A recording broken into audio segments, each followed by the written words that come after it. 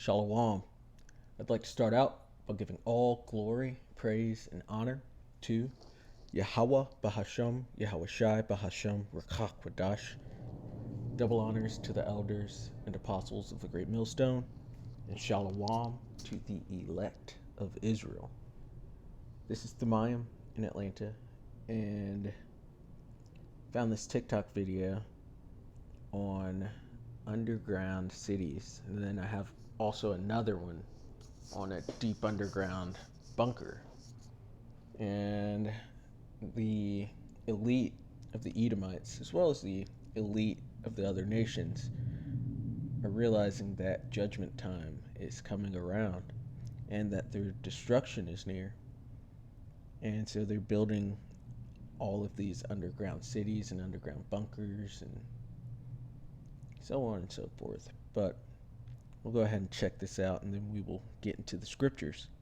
The US government carved out a secret underground city that they can flee to in case nuclear war breaks out. Raven Rock, like Area 51, is one of the government's most classified projects, titled Continuity of Government, or Project COG. And one individual who worked down there for 3.5 years for the first time ever spoke on camera, describing to Vice what it's like down there. Located 768 feet below ground, it can withstand a direct nuclear hit. It's protected by not only one, but two 3.5-foot thick doors, weighing 30 tons each, and is built on top of springs to survive the shockwaves of a nuclear blast. He describes how there are 5 separate 3-story buildings, and of the 15 floors in total, each are big enough to hold 50 to 80 offices. It's described as an underground city because they have a cafeteria, barbershop, massive water reservoirs, generators, a crematorium, post office, medical facilities, and a command center capable of operating a nuclear war front. And although this was created for the threat that never arrived in the 1950s, in 2023, some spring cleaning may be in order. Today I learned that the US government carved out. So as you can see, they've made plans far back, going back to the Cold War, thinking that was going to be the end, because they do understand that it's going to come through fire, and probably even understand that it's going to come through nuclear fire. And so they have made preparations. And this is old, going back to Cold War times. And then not to mention all of the newer bunkers that are being made. I think there was even a show about a bunker maker, or maybe I just saw, it was just one show showing different bunkers. But yeah, this is a thing for the elite to have bunkers. And just a side note, if you have a bunker within the US, it's going to be your grave, because America, Babylon the Great, will be destroyed completely, and there's not going to be any more survivors. That's going to be these people's graves if they are within America. But most of the elite, especially the upper echelons of them, their bunkers are in the mountains in Europe or somewhere deep underground outside of the US, because they understand enough to know that Babylon will be destroyed. And so I've got another video right here.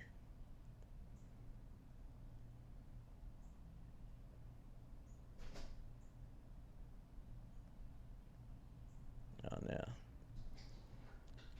it's not playing.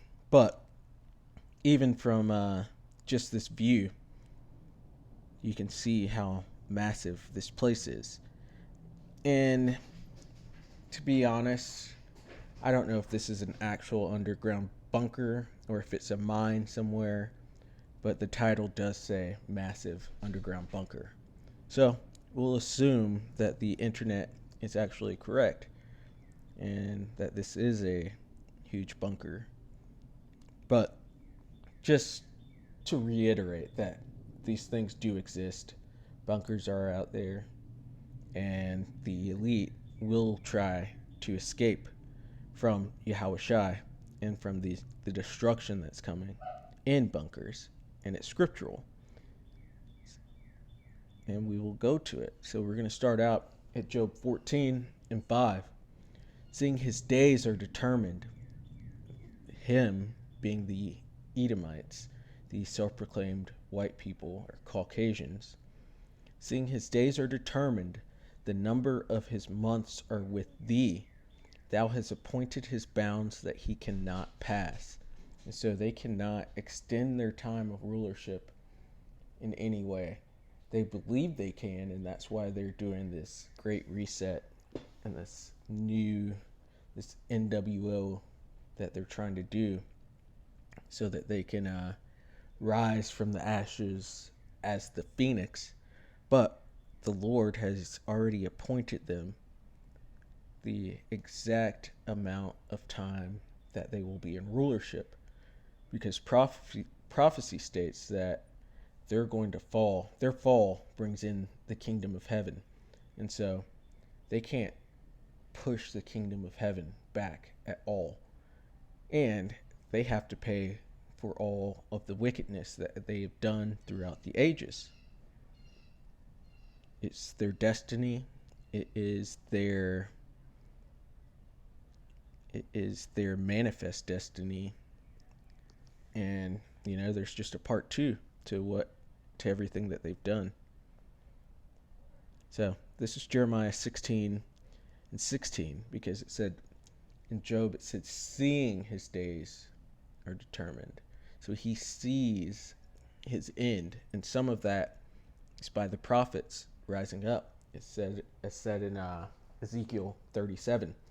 So this is Jeremiah 16:16. Behold, I will send for many fishers, saith the Lord, Yahweh. And so the Lord he's risen up his prophets, and they are out there fishing for the elect, fishing and trying to wake up the elect of Israel. And it says, and they shall fish them. And that's all the prophesying. That's the men on the streets that you see. That's the videos that you see going out, preaching the actual true word, not plantation Christianity. They're teaching the true doctrine of Yahweh Ba'Shem Yahweh Shai. It says, and after will I send for many hunters. And the Lord said he'd make us his battle axe and weapons of war. So there are certain men on this planet that are going to receive spiritual powers from the Lord to bring down the nations. And they shall hunt them from every mountain and from every hill and out of the holes of the rocks. And so that's just showing you bunkers. They're going to be in the mountains of Europe, and the mountains are going into the governments. So from the larger governments into the smaller governments, and in all the low places. But also they have bunkers within mountains and in hills, deep underground, buried beneath the rocks. So it's showing these hunters are going to be pulling the elite out of their bunkers. Verse 17, for mine eyes are upon all their ways, and they are not hid from my face, neither is their iniquity hid from mine eyes. Because the Lord is omnipotent. He sees it all. He made up this whole script that we're doing in the first place. And so you could see that their efforts to do a great reset are futile, and their efforts to hide in these bunkers is futile. It's just not going to work out. Doesn't make any sense for them to even have a plan against the Lord or to try to fight the Lord, because he's Yahweh Ba'Shem Yahweh Shai. This is Revelation 6:15. And the kings of the earth, as in the elite, and the great men, and the rich men, and the chief captains, and the mighty men, and every bondman, and every free man, hid themselves in the dens and in the rocks of the mountains. And so, from the elite down to their warriors, their special forces, and their slaves, which they're going to have in there, or their servants, they're going to be hiding in these rocks.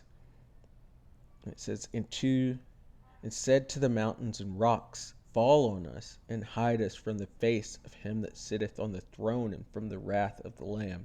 So they're trying to hide at the return of Yahushua because it's going to be their destruction. This is the part of the movie where they go down and get judged for all of their wickedness that they've done since the Greeks, since the Romans, which those were, deviant kingdoms. And then throughout the ages, from the Renaissance coming back in, and all the blasphemy they committed on the Bible, and all of the wickedness they've done here in America and throughout the earth, especially with their colonizing all around the world. They're going to have to pay for every bit of this. For the day, verse 17, for the day, great day of his wrath is come, and who shall be able to stand? Just showing that it's completely pointless for them to try to hide from the Lord and to try to get away, and to even think that they can extend their time, because it's over for them. This is Amos 9:1. I saw the Lord standing upon the altar, and he said, smite the lintel of the door, that the posts may shake, and cut them in the head, all of them, and I will slay the last of them with the sword. He that fleeth of them shall not flee away, and he that escapeth of them shall not be delivered. So there's no way out of the hands of the Lord. Verse 2, though they dig into hell, in those bunkers down there, that's going into hell, hell being the grave or the ground, thence shall my hand take them, though they climb up to heaven. And you hear them talking about sending people into outer space and colonizing other planets. It's to flee from their judgment, but they can't escape. It says, thence will I bring them down. And though they hide themselves in the top of Carmel, I will search and take them out thence. And though they be hid from my sight in the bottom of the sea, thence will I command the serpent, and he shall bite them. And so they can go wherever they want, or try to go wherever they want. They can't even get outside of the Van Allen belt to go very far into space. They can't search out all of the depths of the sea either, because the Lord has Leviathan down there, and he will come get them. Or he might send back his men, who he's given spiritual powers, to go get them from the bottoms of the ocean, or from out in the heavens, out in outer space. No matter where they go, they are not going to be able to hide from their judgment. It says, and though they go into captivity before their enemies, thence will I command the sword, and it shall slay them, and I will set mine eyes upon them for evil and not for good. Because this judgment, this judgment is already written. The story is written out. And that is their manifest destiny. They spread themselves way too far. And this, right at the bottom, is going into what's going to happen. It says, in that day will I raise up the tabernacle of David that is fallen. And so in Jeremiah 16, we talked about the sending for many fishermen. And that fishing is to raise up the tabernacle of David, and close up the breaches thereof, and I will raise up his ruins, and I will build it as in the days of old. And in the days of old, the tabernacle of David put down all of the heathen round about. And that's what they're afraid of, getting put into captivity. It says that they may possess the remnant of Edom. And that's the remnant, these people that are going to be hiding in their bunkers when the nuclear destruction returns, and when the chariots of the Lord return. Because that's the fire. It's the nuclear fire that's going to hit Babylon, and the fire from the chariots that's going to hit all over the earth, but the entire earth will not be destroyed. There's going to be remnants of the heathen, or the elect of the heathen, if you will. It says, and of all the heathen which are called by my name, saith the Lord that doeth this, behold, the days come, saith the Lord Yahweh Bahashem Yahweh Shai, that the plowman shall overtake the reaper. And the plower being the laborers, that being the Israelites, which are the Negroes, the Latinos, and the Native Americans, as well as anyone who comes from that line through their father's seed, which Israel was spread throughout the four corners of the earth. So we are going to look like people from the four corners of the earth. And then the reaper being the elite who have been holding back all these riches by fraud and by lies and by robbery. They are in the position of the reaper, but it's going to get completely flipped around. As it says, the first will be last and the last will be first. So their next stop is slavery. Even though they try to hide in these mountains, they're going into slavery, hardcore slavery, and they're going to drink double that portion that we got. And it says, in the treader of grapes, him that soweth seed, and the mountains shall drop sweet wine, and all the hills shall melt. And I will bring again the captivity of my people of Israel. See, that's the plowman. And they shall build the waste cities and inhabit them. So Jerusalem, Israel, will be built back up, and it will be possessed, even though it's going to be destroyed with nukes, just like Babylon the Great. But the difference is, Babylon the Great, no one will inhabit it ever again. It's just going to be a memorial of wickedness. But the land of Israel, that will be where rulership goes forth out of there, because it's right there in the center of the earth, and that's the place the Lord chose. And it says, and they shall build the waste cities and inhabit them, and they shall plant vineyards and drink the wine thereof, because Israel will dwell in safety. It says, they shall also make gardens and eat the fruit of them, instead of all this defiled bread that we have around here. And I will plant them upon their land, and they shall no more be pulled up out of their land, which I have given them, saith the Lord Yahweh Bahashem Yahweh Shai, thy power.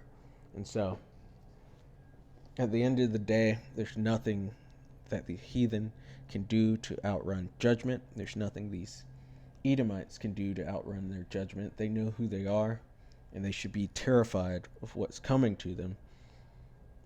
And you Israelites need to wake up and realize who you are, which I know if you're listening to this, you most likely have already woken up and you understand who you are. So we have to just do the Lord's will and pray for deliverance out of this destruction that is coming, because it's going to happen no matter what. If we deny it or what, it's going to happen. This is the judgment that's been written. This is the book, the script that has been written, and everyone has to abide by it, whether they want to or not. And so, Lord willing, that was edifying. I'd like to give all glory, praise, and honor to Yahweh Bahashem Yahweh Shai Bahashem Rakak Wadash. Double honors to the elders and apostles of the Great Millstone, and shalom to the elect of Israel. Shalom.